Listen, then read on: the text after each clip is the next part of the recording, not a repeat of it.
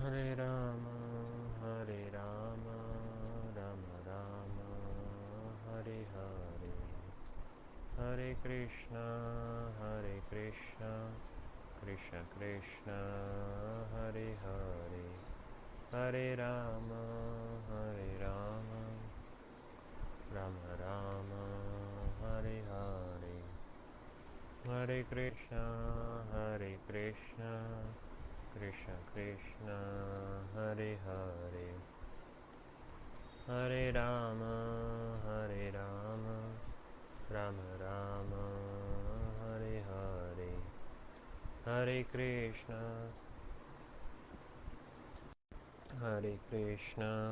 Krishna Krishna, Hare Hare, Hare Rama,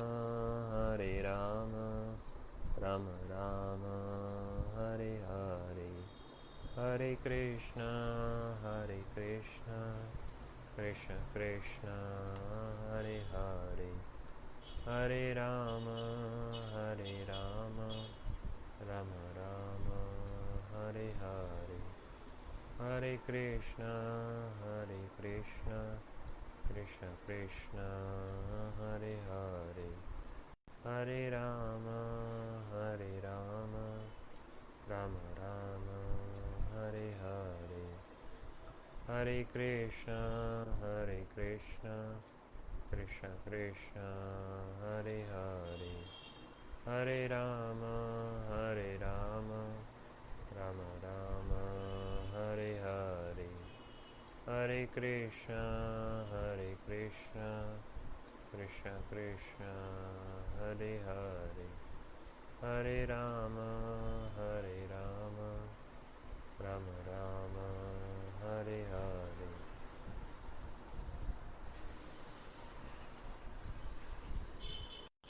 Hare Krishna, Krishna Krishna, Hare Hare, Hare Rama,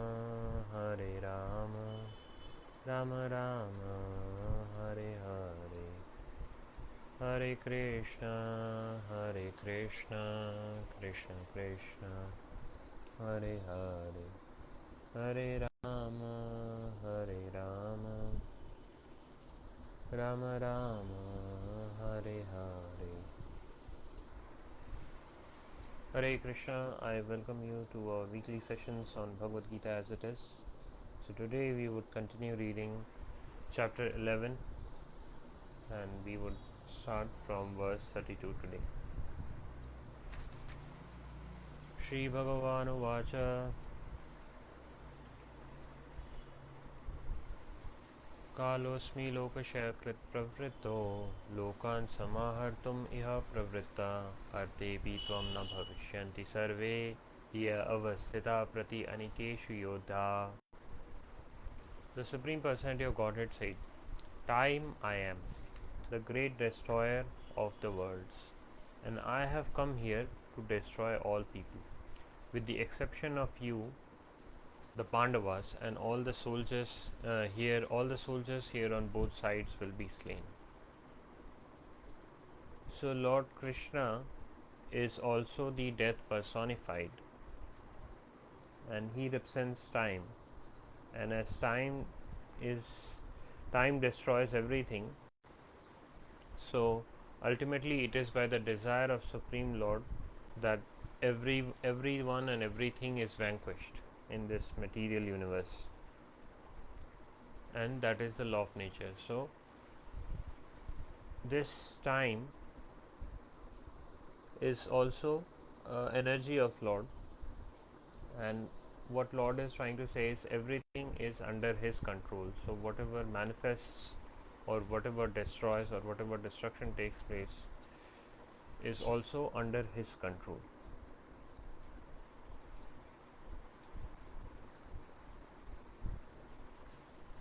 Verse 33. Tasmatvamuttishta yaso labhasva chitva shatrun bhungshva rajyam samriddham maya eva ete nihata purum eva nimitta matram bhava savyasachin. Therefore, get up, prepare to fight and win glory. conquer your enemies and enjoy a flourishing kingdom.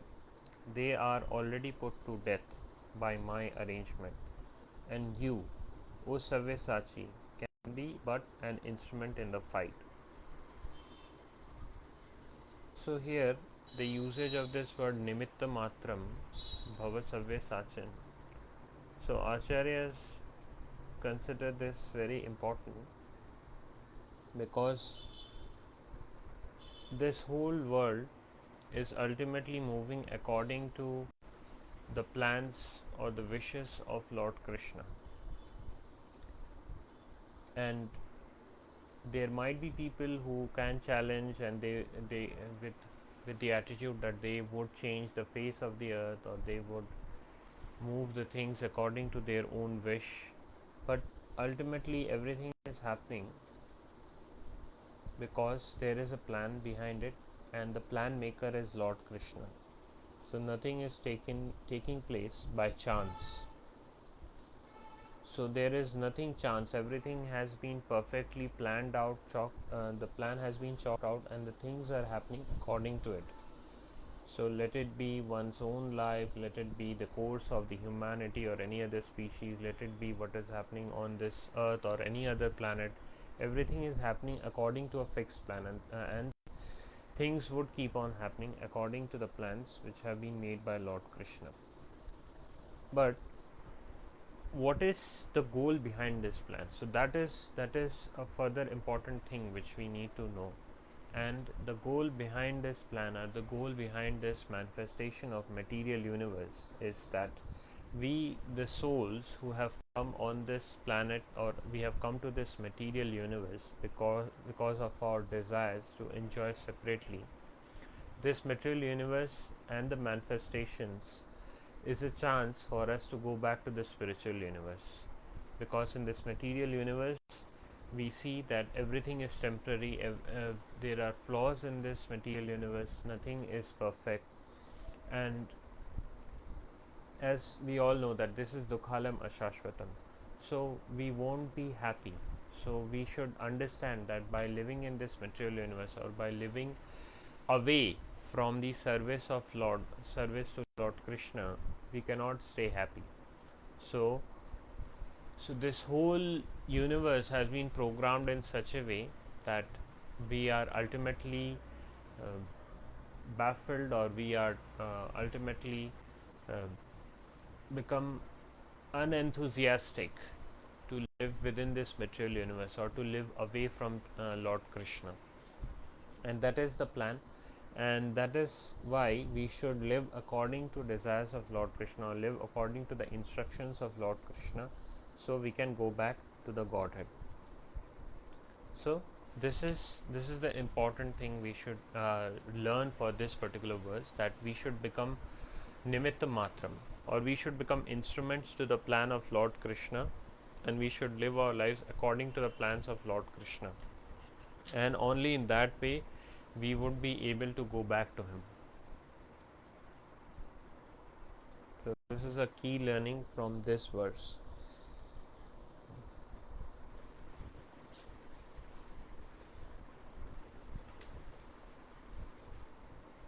Dronam cha bhishmam cha jayadratham cha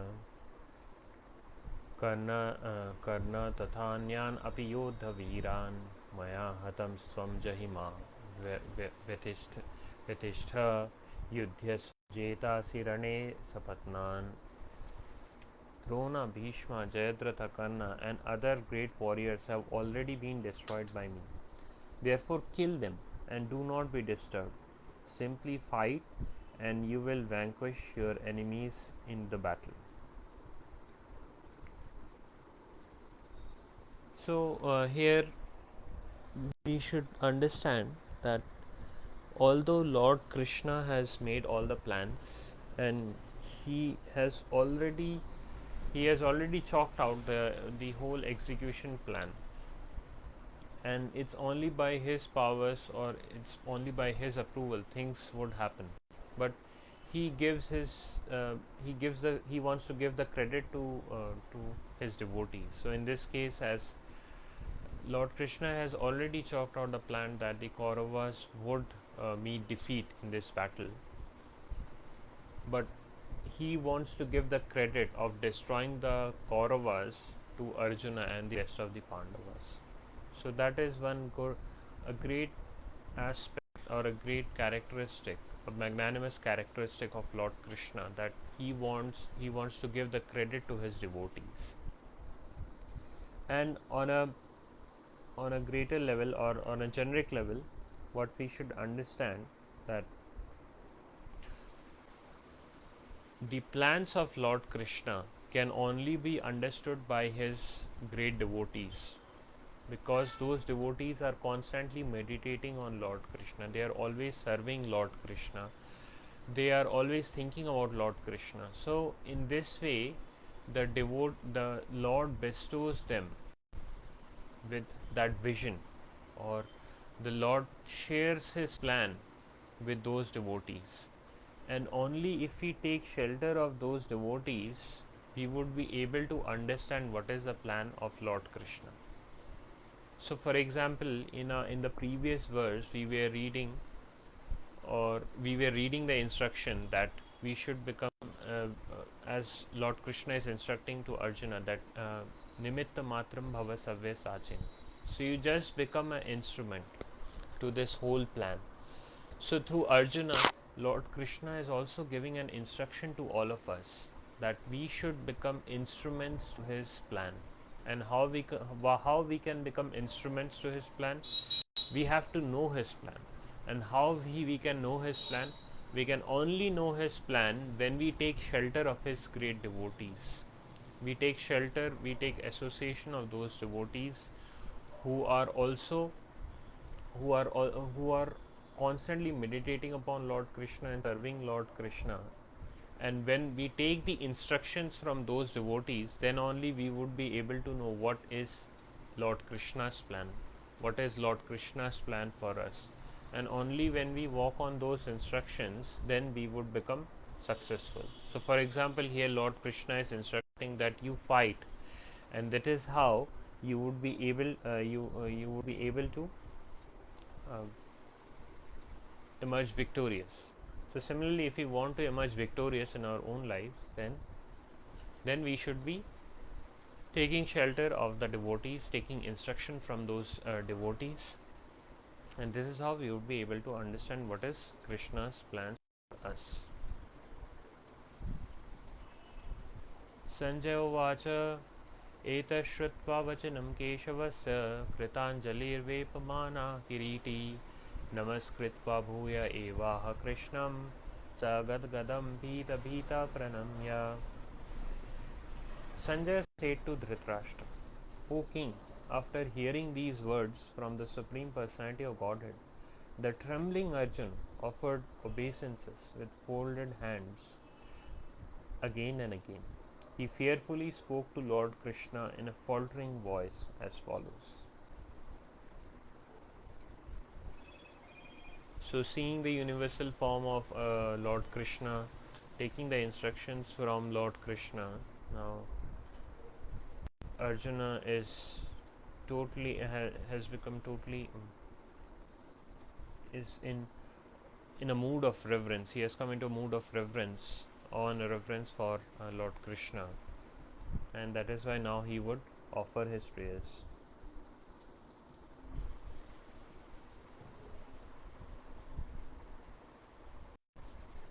Arjuna vacha sthane rishikesha tava prakitya jagat prahrasyati anurajyate cha rakshamsi bhitani disho dravanti sarve namasyanti cha siddha sangha. Arjuna said, O master of the senses, the world becomes joyful upon hearing your name, and thus everyone becomes attached to you. Although the perfected beings offer you their respectful homage, the demons are afraid and they flee here and there. All this is rightly done. So, when Lord Krishna was displaying his universal form, there were many demigods who have come to see that universal form, and all of them uh, were taking pleasure of that universal form, and they were worshipping. They were offering their obeisances to Lord Krishna's universal form. But the demons were were becoming frightened to see that universal form, and thus they were fleeting here and there. And this is what is the difference between the devotees and the demons. So devotees are always worshipping Lord. So whatever be the form of Lord, so they are always offering obeisance to Lord, um, in whatever form Lord comes. So let it be the universal form where He is displaying His different varied opulences, or it be His form in the form of Lord Krishna. So the devotee always offers obeisances, whereas the demons are always rejecting the Lord, His words, His supreme powers, and thus they are going hither and thither.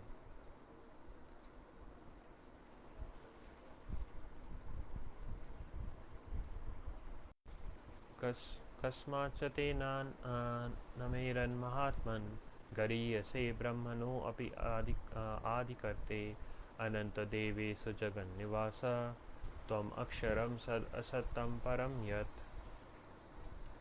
O greater one, greater even than Brahma, you are the original creator. Why then should they not offer their respectful obeisances unto you? O limitless one, God of gods, refuge of the universe, you are the invincible source, the cause of all causes, transcendental to this material manifestation. So, Arjuna here is addressing Lord Krishna with many names. So, one is Mahatman, or the Great One. So, why he is Great One? Because he is magnanimous. Why and how he is magnanimous? Because he is making arrangements for all the living beings, let it be humans, let it be birds, let it be bees. So everyone is getting his or her share of food, water, air, place to live, and many other amenities. So again, nothing is happening by chance, everything has been arranged. So we may talk about food webs or ecosphere or environment. So everything has been planned out by Lord Krishna, and this is how this whole universe is subsisting upon. All the living beings are subsisting upon only because of the mercy of Lord Krishna, and that is how he is the great one. For a person to manage a family or to manage a community, it becomes a great burden for him. But for Lord Krishna, he is effortlessly arranging for all the living beings. So he is Mahatman, he is magnanimous. Then he is. Then the next thing, then the next word by which Arjuna calls out Lord Krishna is Devesa, or he is the God of all gods. That means from him all the uh, all the demigods have manifested. So let it be Brahmaji, let it be Shivji, or the other demigods, all of them have manifested from him only, and that is why he is the God of all gods. Also, he is Ananta because his energies are unlimited, and it's only by his unlimited energies, or a vivid example of that unlimited energies, as we were discussing earlier, that millions and billions of species or living beings who are either manifest or who are living on this planet or any other universe, they are all being subsisting on the resources or the various amenities which have been given by Lord Krishna. So only by Lord Krishna's unlimited energies, countless number of living beings are living, and countless universes are manifesting, and that is how we can get a glimpse of how unlimited his energies are. Another example of his unlimited energy is that he is aware of what is going on in each and every living being's mind. He is aware of the past, he is aware of the present, and he is also aware of the future of what is going to happen in the lives of every living being. So we discussed about it in the previous session as well, and we would read also about it as Arjuna would narrate the same aspect of Lord Krishna.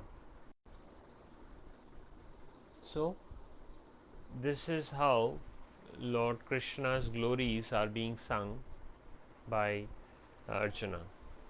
Also he continues, he goes further, he says Jagat Nivasa, or the refuge of the universe.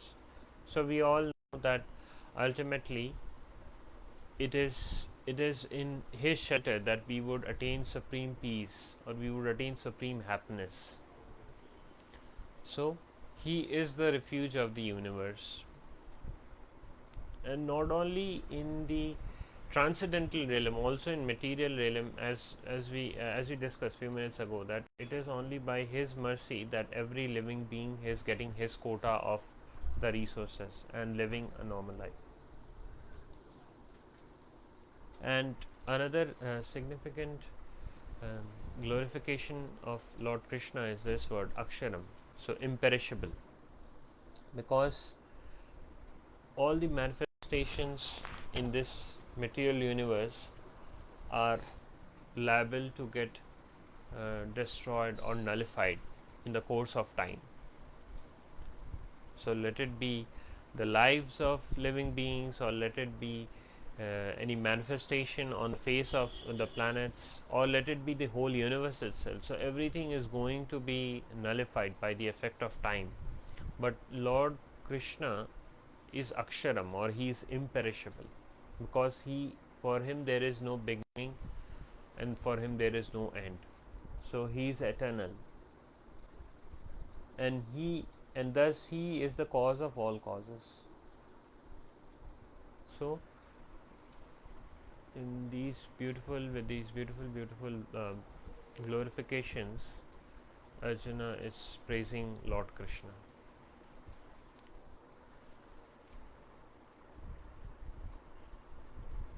Verse 38. Tvamadideva Purusha Purana Tvamassa Vishwasya Param Nidhanam Vetasi Vedyam Cha Param Cha Dhama Tvaya Tatam Vishvam Ananta Rupam. You are the original personality of Godhead, the oldest, the ultimate sanctuary of this manifested cosmic world. You are the knower of everything, and you are you are all that is knowable. You are the supreme refuge above all the material modes. O limitless form, this whole cosmic manifestation is pervaded by you. So, as we were discussing, that he is the Veta. So he knows everything, because he is existing as super soul in the heart of every living being, and he is also pervading this whole universe in the form of Brahman. So he is present in every atom of this universe, and that is why, because he is omnipresent, so he knows everything. He knows the past, he knows the present, he is aware of the future. So that's why he is the Veta, or he is the knower. And as we discussed, that ultimately, as this whole material manifestation is going to be wrapped up, so it is he, or his supreme abode, his abode of Goloka Vrindavan, his abodes of Vaikuntha, which are our only refuge. And if we don't if we don't earnestly pray to Him to be engaged in His service in those dhams, Goloka Vrindavan Dham or in Vaikuntha Dham, then we have to again and again come back to this material universe. We have to take life in any one of these species, and thus we can understand that He is only the supreme refuge or Param Dham.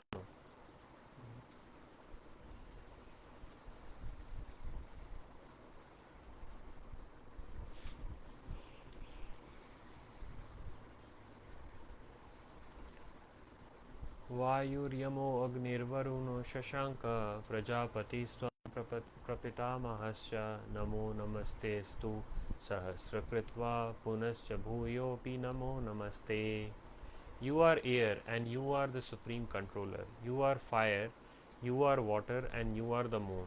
You are Brahma, the first living creature, and you are the great grandfather. I therefore offer my respectful obeisances unto you 1,000 times and yet again.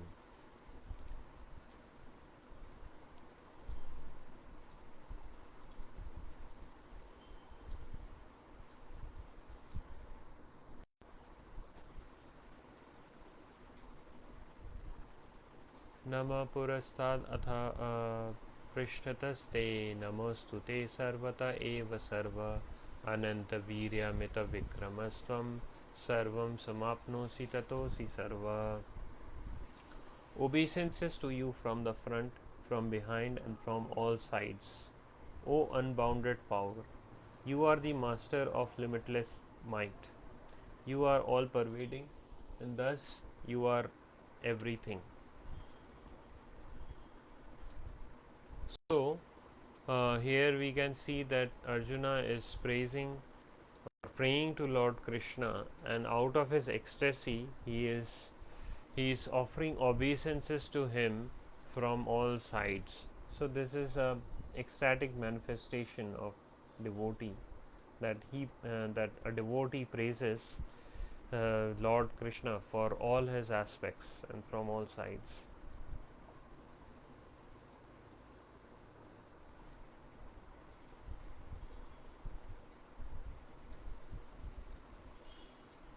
सखेति मत्वा प्रसभं यदुक्तं हे कृष्ण हे यादव हे सखेति अजानता महिमानं तवेदं मया प्रमादात् प्रणयेन वापि यच्चावः सार्थम् असत्कृतोऽसि विहारशय्यासनभोजनेषु एको अथा वापि अच्युता तत्समक्षं तत्क्षमायै त्वम् अहम् अप्रमेयम्. Thinking of you as my friend, I have rashly addressed you, O Krishna, O Yadava, O my friend, not knowing your glories. Please forgive whatever I may have done in madness or in love. I have dishonored you many times, jesting as we relaxed, lay on the same bed, or sat or ate together, sometimes alone and sometimes in front of many friends. O infallible one, please excuse me for all those offenses. So, as Arjuna was related to Lord Krishna in a friendly relationship, so he is now recollecting all those days where, in the mood of friendship, he had many reciprocations which were very informal in nature, or which shouldn't have taken place had Arjuna known that Krishna is none other than the Supreme Lord. And that is why he is begging for forgiveness, he is begging for his mercy.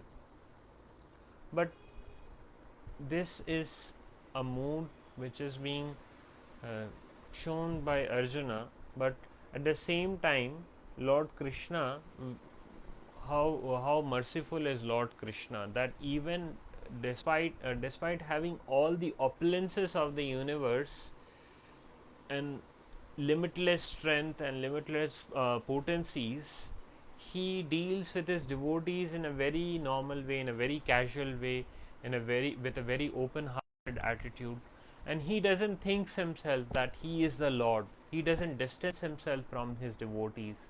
So that is the greatness of Lord Krishna, and that is the beauty of this relationship within the bhakti. So the devotee is attached to Lord, the Lord is attached to a devotee, and within these interactions there is no distinguish that I am. So Lord Krishna doesn't think that he is the Lord, and he doesn't. And the devotee is also is happily ignorant of the fact that he is the Lord, and that is how the, the relationship is so beautiful. So. Beyond words, that how there are these normal relationships like Arjuna had with Lord Krishna as a friend. They were friends. Then Nand Baba and Mother Yashoda, they just treated Krishna as their own child. They didn't think that Krishna is the God, Krishna is the supreme Lord. So they always took care of Lord Krishna. They always thought about the well-being of Lord Krishna. They sometimes chastise Lord Krishna. So unimaginable that they had all these wonderful relationships with none other than Supreme Lord. And Lord Krishna is also inviting all of us to be part, to have those kind of relationships with him, only if we are devoted towards him. So imagine having a relationship of a friend, a relationship of a parent, a relationship, uh, any relationship which you can think of. You can have those relationships with the Supreme Lord himself. So what a wonderful uh, bhagya we can have if we strive for it.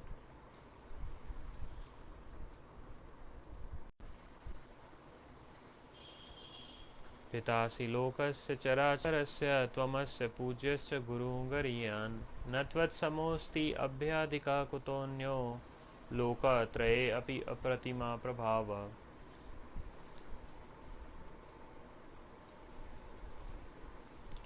You are the father of this complete cosmic manifestation of the moving and the non-moving. You are its worshipable chief, the supreme spiritual master. No one is greater than you, nor can anyone be one with you.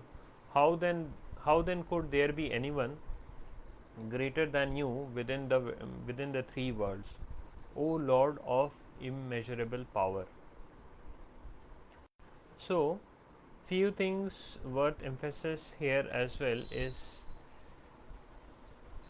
Arjuna calls or proclaim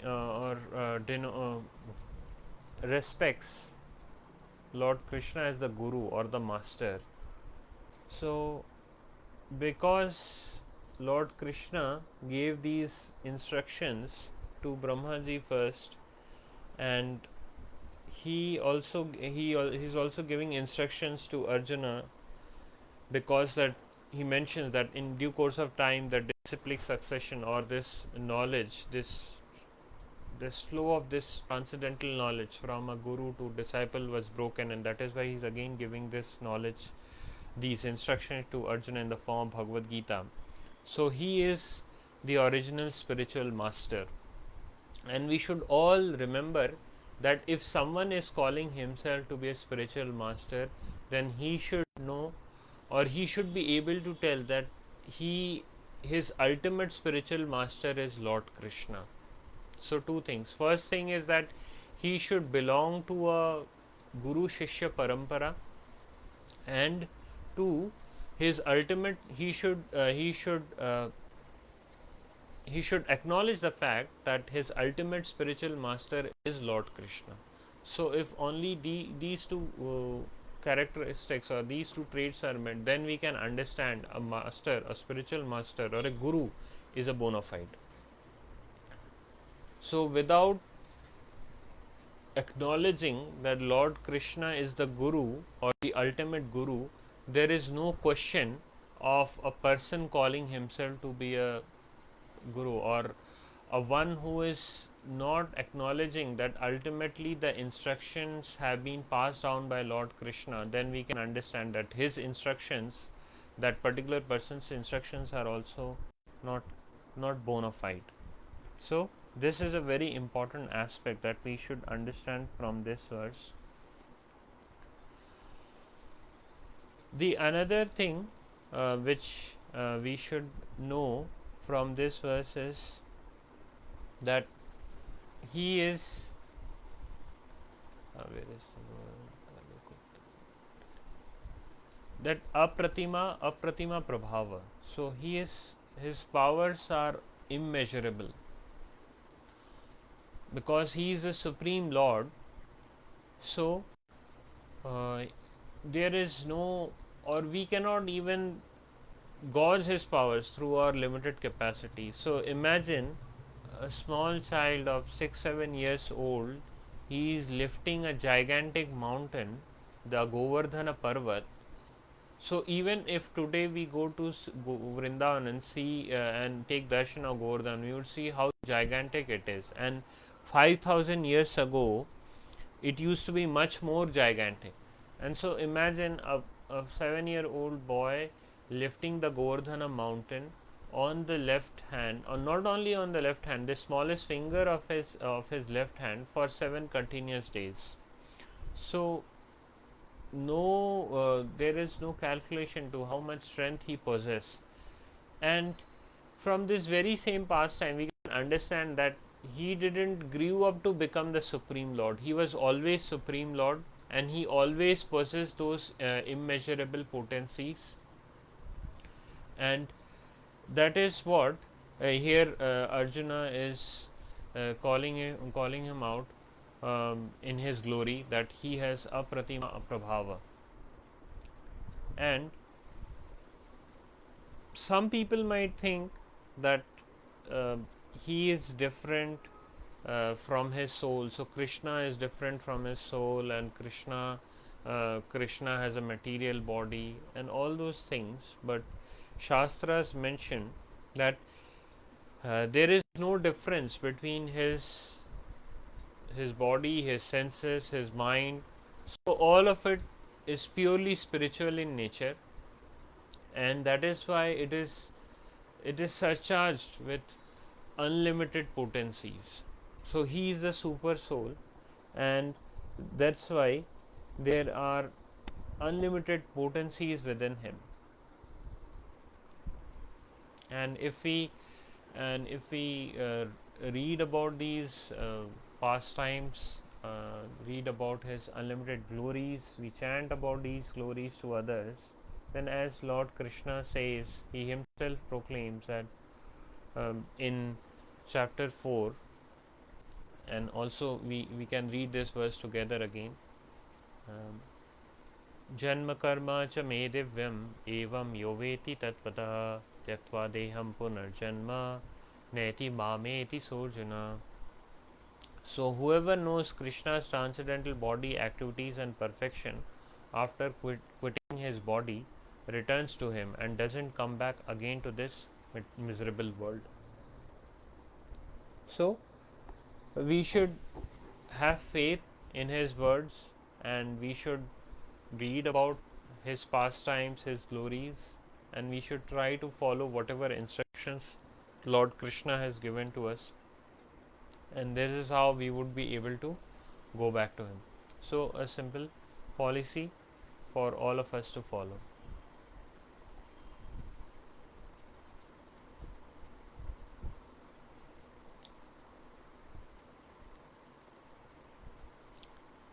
तस्मात् प्रणम्य प्रणिधाय कायं प्रसादये त्वम् अहम् ईशमिद्यं पितेव पुत्रस्य सखेव सख्यु प्रिया प्रियर्हसि देव सोढुम्. You are the Supreme Lord, to be worshipped by every living being. Thus I fall down to offer my respectful obeisances and ask your mercy. As a father tolerates the impudence of his son, a friend the impertinence of a friend, or a husband the familiarity of his wife, please tolerate the wrongs I have done to you. So one thing we should learn from this verse and the previous one is that we should always we should try to make a habit that we should go to the temple and we should seek the forgiveness of the Lord for all the mistakes which we have done, all the sinful activities which we have done or we are doing, and we should always seek for His blessings. We should go to the temple, we should seek His blessings, we should seek the blessings of devotees of Lord, and only by seeking forgiveness. So one thing is, when we seek for forgiveness, we are humbling ourselves, and that is very important on this path of bhakti, that we humble ourselves. Only by humbleness, only by generating trying to generate this mood of humility, we would be able to surrender to Lord Krishna. We would be able to surrender to Lord Krishna's devotees, because we can understand that for millions and millions of birth we are on this material universe, we are within this material universe. Why? Only because of our ego, that I want to be the master, I want to be the enjoyer, I don't want to bow down to everyone. So to get out of that feeling, to get out of that mood, we need to be humbling ourselves, and we need to humble ourselves before the devotees of Lord, before Lord. And that is why there are the guidances that when we go to the temple, we should bow down to the Lord, we should offer pranams to the Lord. So scriptures say that we should offer dandavat pranams. So when we see Lord, we should fall we should fall straight in front of Him, and that is how we should offer obeisances. And then we should ask for forgiveness because of all the mistakes which we have done in this life and the previous life. And that is how we would gradually cultivate cultivate the feelings of surrenderance towards Him, surrenderance towards His devotees. And for us people who are living in India, there is a great chance that we should go to the dhams, the holy dhams. So there is Vrindavan Dham, Mathura Dham, Puri Dham, Dwarka Dham, Mayapur Dham. So we should go to these dhams, and because Lord Krishna has personally manifested His worldly pastimes in those places, so they are very much spiritually surcharged.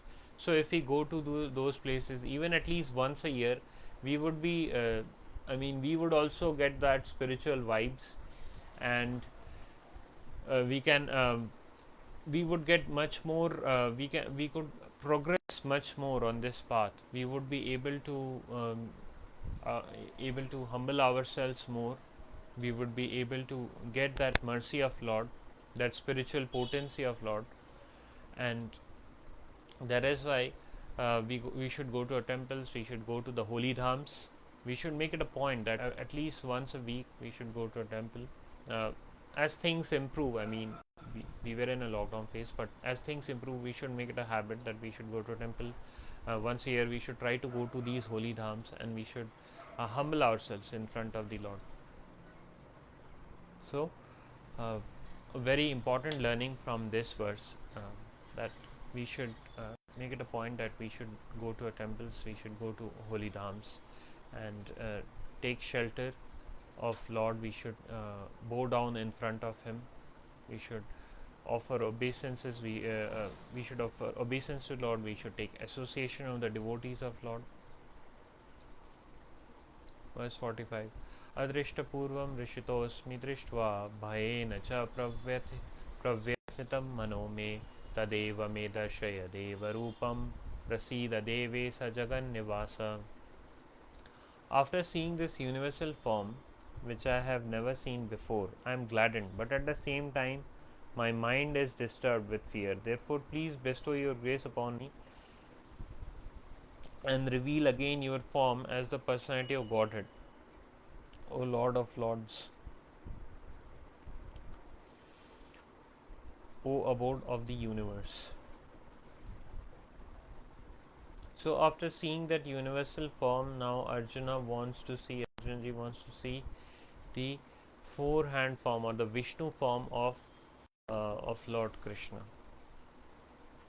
Verse 46. Kiritinam gadinam chakrahastam ichhami tvam drashtum aham tatheva teneva rupena chaturbhujena sahasrabaho bhava vishwamurte. O universal form, O thousand-armed Lord, I wish to see you in your form, four-armed form. with helmeted head, and with club, wheel, conch, and lotus flower in your hands. I long to see you in that form.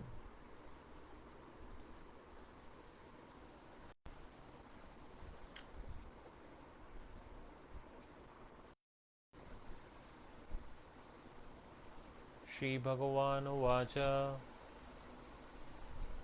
Maya Prasannena Tavarjunedam Rupam Param Darshitam Atma Yogat Tejomayam Vishwamanantamadyam Yanme Tvad Annena na Drishta Purvam. The Supreme Personality of Godhead said, My dear Arjuna, happily have I shown you by my internal potency this supreme universal form within the material world. No one before you has ever seen this primal form, unlimited and full of glaring effulgence. So, we can understand from this verse that the universal form which we read about in this verse, in this chapter, is a form which was never shown to anyone else. So it was only through Arjuna ji's devotion, Arjuna ji's prayers, that he was able to see that universal form, and because he was able to see that universal form, we are able to read about it, and we are able to we have little bit understanding, little bit conception of what the universal form is.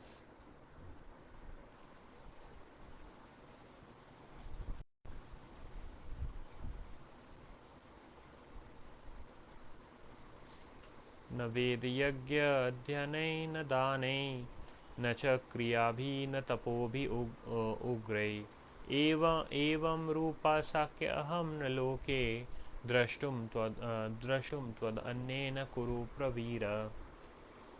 O best of the Kuru warriors, no one before you has ever seen this universal form of mine, for neither by studying the Vedas, nor by performing sacrifices, nor by charity, nor by pious activities, nor by severe penances can I be seen in this form in this material world.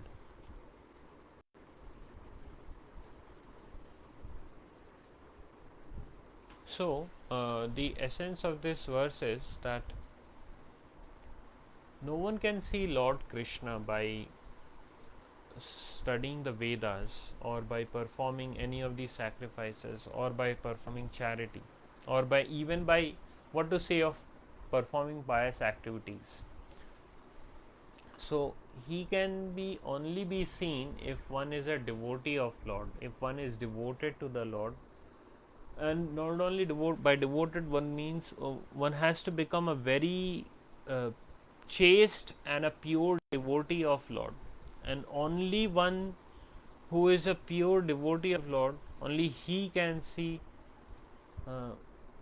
Lord Krishna. So this is the essence of this verse, that one has to become a devotee, and only then one can be face to face with Lord Krishna.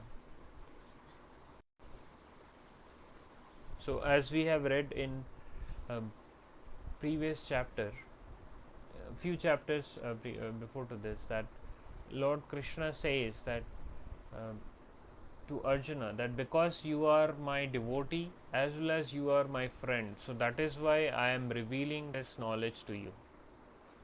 So bhakto sime sakha cheti rahasam yetad uttamam.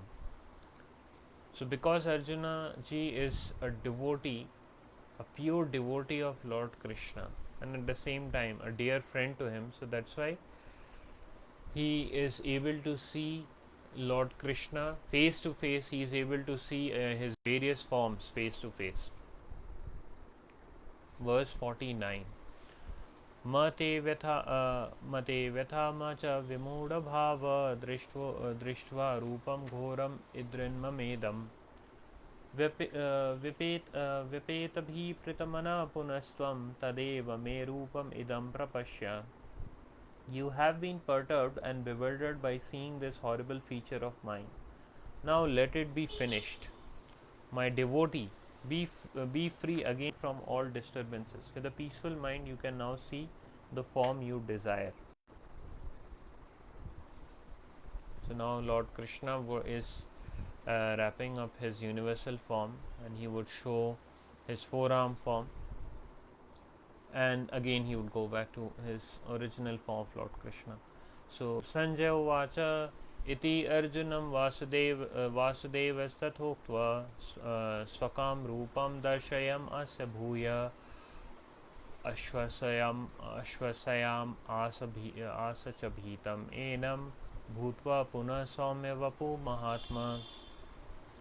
Sanjay said to Dhritarashtra, the Supreme Personality of Godhead Krishna, having spoken thus to Arjuna, displayed his real four-armed form and at last showed his two-armed form, thus encouraging the fearful Arjuna.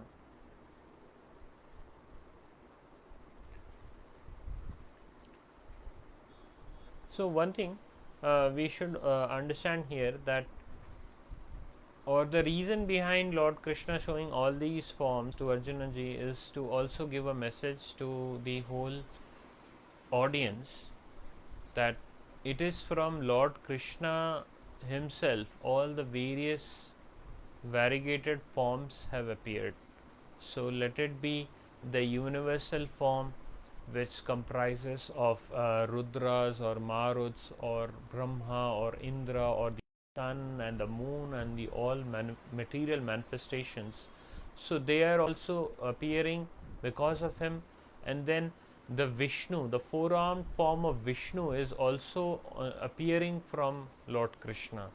So Lord Krishna is the basis of all incarnations. So let it be Ram, let it be Narayana, let it be Parshuram, let it be Buddha, let it be Kalki Avatar, which is going to appear 3 lakh years from now. So whatever be the forms of Vishnu, or whatever, or even the other demigods and demigoddesses, all have their basis, all have their origin rooted in Lord Krishna himself. So that is why Lord Krishna is showing all these forms. It's not to Arjuna, it's more to all of us, to make us feel confident, to convince ourselves that it is Lord Krishna himself, through him all the various demigods, demigoddesses, and even Rama, Vishnu, and the various forms of Vishnu have appeared.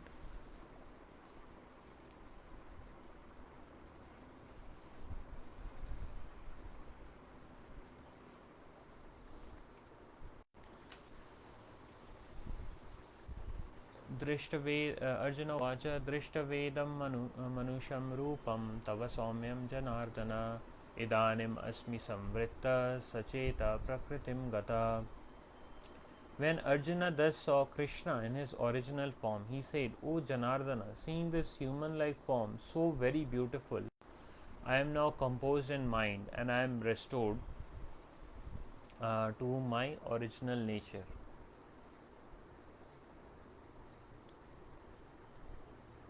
So one important word which I missed in the previous verse was the usage of Saumya Vapu.